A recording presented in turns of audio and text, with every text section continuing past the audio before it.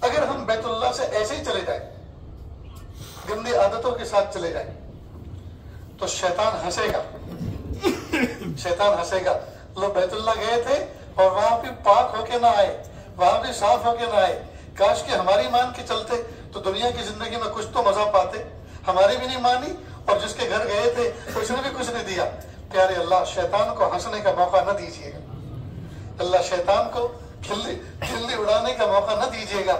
मेरे प्यारे अल्लाह, हम बदल कर यहाँ से जाएं, हम अपने आप को बदलने के लिए आए। और दोस्तों, एहराम की हालत में अल्लाह पाक हमारे जाहिर को बदल देते हैं। सिले में कपड़े निकाल दिए जाते हैं और बगैर सिले पहन लिए जाते हैं। ये दर हकीकत उस सफर की तैयारी है जो कफन पहनकर अल्लाह के दरबार में जाना होता है। एक है अल्लाह के घर पे आना, या एहराम पहन के आते हैं, वो भी कफन के मुशाबे है। और एक है अल्लाह के घर जाना, अल्लाह के दरबार में जाना, अल्लाह के हुजूर, उसमें कफन पहन के जाते हैं जो एहराम के मुशाबे। दोनों चीजें एक जैसी हैं। तो गोया उस सफर पे जाने की तैयारी का ये सफर है। हमेशा हमेश की जुदाई दुनिया से होने का, और वो जो सफर होगा उस सफर की एक झलक ये सफर है कि देखो, घर छूटेगा, यहाँ आए तो घर छूटा, दोस्त अहबाब छूटेंगे, यहाँ आए तो छूटे, रिश्तेदार छूटेंगे, यहाँ आए तो छूटे, साजो सामान छूटेंगे, यहाँ आए तो सब छूटे। ये तरक्की का सफर आखिरत की याद दिलाता है। सफर हज सफर आखिरत की याद दिलाता है। वहां कुछ लोग घर के बाहर जब निकले थे रो धोकर, वहां दुआ हुई थी, कुछ लोग वहीं से बाय बाय कर गए। कुछ लोग ज्यादा मोहब्बत वाले गांव के बाहर तक आए, कुछ ज्यादा मोहब्बत करने वाले ट्रेन तक आए, कुछ और मोहब्बत करने वाले एयरपोर्ट के दरवाजे तक आए। अब एयरपोर्ट के अंदर जो है फिर किसी की नहीं चलेगी, वहां हमारे अमाल यानी हमारे डॉक्यूमेंट, हमारे कागजात और हमें फेस कर रहा। ऐसे ही जब आखिरत का सफर होगा, कुछ लोग जी जनाजे की नमाज पढ़ने तक हाजिर रहेंगे। फिर नमाज जनाजा होने के बाद कुछ लोग कब्रिस्तान तक पहुंचेंगे, कुछ लोग कब्र के आखिरी किनारे तक पहुंचेंगे और मिट्टी डाल के हाथ उठा के दुआ करके सब चले आएंगे। अब हम और हमारे अमाल होंगे जी। तो ये सफर हज सफर आखिरत की याद दिलाता है, सफर आखिरत की याद दिलाता है। इसलिए उसकी तैयारी करने का अल्लाह पाक ने बेहतरीन चांस अता फरमाया। इमाम गजाली रहमतुल्लाह अलैह ने किसी जगह पे लिखा है कि एक नौजवान था और बिस्तर मर्ग पे था, उसका इंतकाल होने जा रहा था। माँ अलग रो रही थी, बीवी अलग रो रही थी जी, बेटा अलग रो रहा था, बाप अलग रो रहा था। उसने पूछा, अम्मा तुम क्यों रो रही हो? बेटा तो मेरे घर का चिराग था, अब चिराग गुल होने जा रहा है, अब भी रोना आएगा तो कब रोना आएगा? बीवी से पूछा, तुम क्यों रो रही हो? क्या तुम मेरे सर के ताज, मेरी मोहब्बतों की महराज थे, तुम दुनिया से चले जाओगे, मैं किसको शोहर कहूंगी? अब भी रोना ना आए तो कब रोना आएगा? बाप से पूछा, अब्बा तुम क्यों रो रहे हो? बेटा तू मेरे बुढ़ापे की लाठी था, मेरा सहारा था, और वो लाठी टूट रही है, सहारा छूट रहा है, अब भी रोना ना आए तो कब रोना आएगा? छोटे मुन्ने से पूछा, मुन्ने तुम क्यों रो रहे हो? अब्बू जब तुम घर से बाहर से अंदर आते थे, मैं तुम्हारी जेब की तलाशी लेता था, मुझे कोई चॉकलेट मिल जाती थी, मुझे अठन्नी चवन्नी मिल जाती थी, मेरा काम बन जाता था, अब मैं किसकी जेब में हाथ डालूंगा? इसने अपनी वालिदा को कहा, अम्मा मुझे सहारा दो, मुझे बिठाओ। वो बैठा और बैठने के बाद सब पे एक हसरत भरी नजर डाली, कहा, हाय अफसोस, तुम में से मेरे लिए कोई भी नहीं रो रहा, सब अपने मफादात के लिए रो रहे। बाप इसलिए रो रहा है कि बुढ़ापे की लाठी छूट रही है, टूट रही है। माँ इसलिए रो रही है कि घर का चिराग गुल हो रहा है। बीवी इसलिए रो रही है कि सर का ताज जा रहा है। और बच्चा इसलिए रो रहा है कि किसकी जेब की तलाशी लूंगा और किसकी जेब से चॉकलेट निकालूंगा। सब अपने अपने फायदे के लिए रो रहे हैं। काश कर कोई मेरे लिए रोता, अब मेरी रूह निकलेगी, मुझसे कब्र में सवाल होगा, मुझसे हशर में सवाल होगा, उस सवाल का जवाब मैं कैसे दे पाऊंगा, मुझे कामयाबी मिलेगी कि नहीं मिलेगी। काश कि मेरे लिए इसके लिए कोई तड़पता, कोई रोता। इसलिए दोस्तों, ये दुनिया मतलब की दुनिया है, यहाँ हर शख्स अपने मतलब को रोता है। इसलिए जो जवान मौत घर में होती है उस पर रोने वाली आंखें ज्यादा होती हैं, और जो बूढ़ा दुनिया से जाता है उस पर रोने वाले कोई नहीं होता, इसलिए कि उसके साथ मफादात कोई वाबस्ता नहीं। जवान रोता है, बीवी अलग बेहोश हो जाती है, बेटे अलग बेहोश हो जाते हैं, जवान बेटी अलग बेहोश हो जाती है, कोई सोच रही है अब हमारा क्या होगा, अब हमारा क्या होगा, हर एक ये सोचता अब हमारा क्या होगा, इसलिए कि इन्हीं से तो सारी जरूरतें वाबस्ता थी।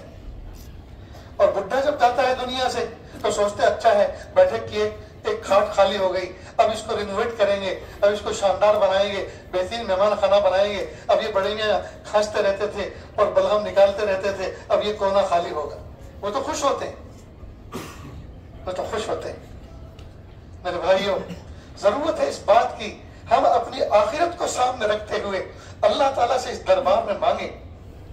मेरे प्यारे अल्लाह, दुनिया तो गुजर गई जैसी गुजरी, और प्यारे अल्लाह आपने कलम नस्ख उस पर फेर दिया, मैदान अरफात पे बुला के आपने तमाम को होश कर दिया, पाक कर दिया, साफ कर दिया। मेरे मौला, नहीं पता हमारी जिंदगी की शाम किस गली में होगी, नहीं पता जिंदगी की शाम किस गली में होगी। प्यारे अल्लाह, अब हम आपके पास खाली पीली नहीं आना चाहते, खाली हाथ नहीं आना चाहते। अल्लाह हमारे दामन मुराद गौहर मुराद से भर दीजिए। अल्लाह तक़वे के साथ, मोहब्बत के साथ, मारिफत के नूर के साथ, आमाल के साथ, ईमान के साथ, बातिनी नूर के साथ आपके पास आना चाहते हैं। हम आपको मुंह दिखाना चाहते हैं और अल्लाह के महबूब सल्लल्लाहु अलैहि वसल्लम के सामने हम सुरखरू होना चाहते हैं और ऐसे काम करना चाहते हैं जिससे आप भी खुश हो जाए, प्यारे महबूब भी खुश हो जाए। अल्लाह हमें ऐसे आमाल की तौफीक दीजिए। तो ये चीज हम अल्लाह से मांगे। दोस्तों, मैं अपने बचपन में देखा कि जब लोग हज पे जाते थे, हज पे आते थे और हज करके वापस जाते थे तो पानी के जमाने का हज हुआ करता था। हाजी यहाँ आने से पहले ही अल्लाह का वली बन जाता था जहाज के अंदर, और वापस पहुंचते थे कई 100 किलोमीटर से लोग सफर करके सिर्फ हाजी साहब को देखने, मुसाफा करने और उनका हाथ अपने सर पे फिराने के लिए आते थे। खजूर जमजम के लिए नहीं, क्योंकि कई महीने के बाद आते थे तो वहां तक खजूर जमजम कहाँ चलेगा, इसलिए आते थे। क्यों? उनकी जिंदगी में एक नूर आ जाता था, उनकी जिंदगी में एक तब्दीली आ जाती थी, उसकी जिंदगी में एक तब्दीली आ, उनके लिबास बदल जाते थे, उनके अखलाक बदल जाते थे, उनके किरदार बदल जाते थे, उनके आवभाव बदल जाते थे, उनके बिहेव बदल जाते थे। तो दोस्तों, ऐसी तब्दीली का इरादा करके जाए ना। अफसोस की बात है, बहुत अफसोस की बात है, बहुत से हाजियों ने हज किया लेकिन हज के बाद जिंदगी में रत्ती बराबर, बाल बराबर, राई बराबर तब्दीली लाने के लिए तैयार नहीं। बुरा ना माने, मैं एक बात कह रहा हूं, बहुत से नौजवान है टी शर्ट पहन रहे, ट्रैक सूट पहन रहे, जैसे हम किसी पिकनिक में आए हैं। जिस लिबास को पहन के अपनी ससुराल में नहीं जा सकता, जिस लिबास को पहन के एम्बेसी में वीजा लेने नहीं जा सकता, दुनिया के फंक्शन में नहीं जा सकता, उस लिबास को पहनने बैतुल्लाह आया, उस लिबास को पहनने हुजूर के दरबार में जा रहा है। शर्म आनी चाहिए दोस्तों। ये टी शर्ट पहनने का मकाम है, ये जींस पहनने और ये ट्रैक सूट पहनने का मकाम है, ये अगयार का, दुश्मनों का लिबास। मेरे बाप का कोई कातिल हो और वो किसी खास स्टाइल में रहता हो और मेरा बच्चा उसके स्टाइल में लिबास पहने, खून खोलेगा दोस्त। मेरे बाप के कातिल के अंदाज पे चल रहा है, जो मेरे नबी के दुश्मन, जो मेरे प्यारे अल्लाह के दुश्मन, जो हमारे ईमान के दुश्मन, हम उन दुश्मनों का लिबास अपना के जी स्टाइलें मारते फिर रहे। शर्म आनी चाहिए दोस्त, शर्म आनी चाहिए। लिबास में तब्दीली लाए, अखलाक में तब्दीली लाए, आदात में तब्दीली लाए, अतवार में तब्दीली लाए, अपने बिहेव में तब्दीली लाए। ये तब्दीली का मकाम है। अपने गांव में आप सुबह को तौबा करके शाम को सुधरते, सारे लोग ताना देते ये आया अल्लाह का वली जी, ये बन गया सूफी, लोग ताना देते। लेकिन हज के बाद अगर आप तब्दीली अपनी जिंदगी में दिखाएंगे, कोई ताना नहीं देगा, सब कहेंगे दोस्त और दुश्मन भाई ये अल्लाह का घर लेकर आए हैं, ये तो अपनी जिंदगी में तब्दीली लेकर आए। हर आदमी जानता है कि यहां से तो तब्दीली ही आती है। इसलिए ये सुनहरा मौका है यूटर्न लेने का, ये सुनहरा मौका है जिंदगी के तब्दील करने का। तो करेंगे ना इंशाअल्लाह। अल्लाह अकबर कबीरा। और अपने अंदर दोस्तों दीन लाएं। दीन का जब इल्म आएगा, इल्म एक रोशनी है, तो अंदर का अंधेरा दूर होगा और अमल की तौफीक मिलेगी, अमल पर चलने का शऊर पैदा होगा। एक बहुत बड़ा ताजिर था, वो तिजारत के माल के लिए किसी कंट्री में जाता, जैसे लोग हिंदुस्तान से चाइना जाते हैं मसलन, वही उसका माल मिलता था। लेकिन वहां का माहौल इतना अजीब और गरीब था, اس کو ہر وقت یہ خطرہ رہتا تھا کہ میں کہیں گناہ میں مبتلا نہ ہو جاؤں. وہاں کا انداز کچھ اس طرح کا تھا. یہ بہت تڑپتا تھا. رہنا اس کے لیے وہاں جانا ضروری تھا, رہنا ضروری تھا, وہی مال ملتا تھا. اب یہ مسجد میں جاتا, کہیں تڑپتا بہت, اللہ سے دعا کرتا. اس کے دل میں خیال آیا کہ اسلام میں جو 2 شادی اور 3 کی اور 4 کا جو اجازت دی ہے وہ شاید مجھ جیسے مجبوری کے لیے دی ہے. اسلام نے نکاح عیاشی کے لیے تو اجازت نہیں دی, انجوائے کے لیے تو اجازت نہیں دی, وہ کسی نہ کسی آپشن کو جو ہے ضرورت کی وجہ سے دی. اب مجھ جیسا مجبور آدمی اگر میں یہاں کوئی نکاح کر لوں تو مجھے رہنے کے لیے گھر بھی مل جائے گا, کھانے کے لیے حلال کھانا بھی مل جائے گا, اور مجھے حلال بیوی ملے گی. چنانچہ اس نے اللہ سے دعا کی, شرع صدر اس کو ہوا, اور اس نے سیکریٹ خاموشی کے ساتھ نکاح کر لیا. اور اتنا چھپ کے کیا, اتنا چھپ کے کیا کہ کسی کو پتہ نہ چلے. لیکن پہلے والی بیوی کو اس کی بھنک لگ گئی. اور یہ چیز ایسی ہے جو چھپائی چھپتی نہیں. ویسے دنیا میں کئی چیزیں ایسی ہیں جو چھپائی نہیں چھپتی. ایک ہے عشق, محبت, یہ چھپائی نہیں چھپتی. ایک ہے مشق, یہ بھی چھپائی نہیں چھپتا, جتنا چھپاؤ اتنا اس کی خوشبو پھیلتی ہے. تو ایک ہے عشق, دوسرا ہے مشق, اور تیسرا ہے کھانسی خشک. عشق, مشق اور کھانسی خشک, یہ 3 چیزیں چھپائی نہیں چھپتی. خشک کھانسی ہوتی ہے جو بلغم نہیں اٹھتا ہو, مت پوچھو. کئی مرتبہ تو کھانستے کھانستے وضو ٹوٹ جاتا ہے.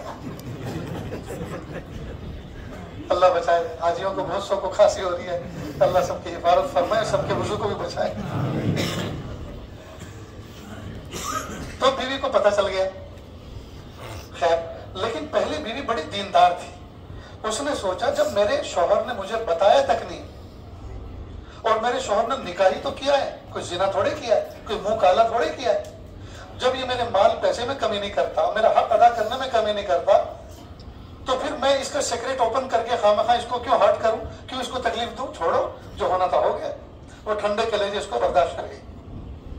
اللہ کی شان, ایک لمبی مدت کے بعد شوہر کا انتقال ہو گیا, اور انتقال پہلے والی بیوی کے گھر میں ہوا.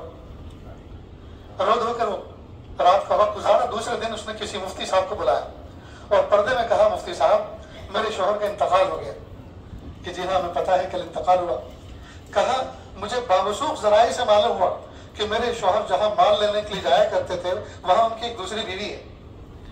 اب میں اس تک جا نہیں سکتی اور مجھ تک آ نہیں سکتی.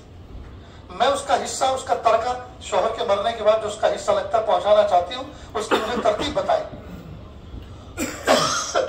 مفتی صاحب نے کہا کہ جو چیز غیر منقولہ ہے, جس کو آپ ٹرانسفر نہیں کر سکتے, جیسے گھر ہے, جائیداد ہے, تو آپ اس کی قیمت لگائیں اور قیمت کو ہاف کریں. ہاف اس کی اور ہاف آپ کی, اور جو کیش ہے اس کو ہاف آف کر دیں. آپ اس کو ایک بیگ میں پیک کر کے یہ امانت وہاں تک پہنچا دیں کسی ذمہ دار کے ساتھ.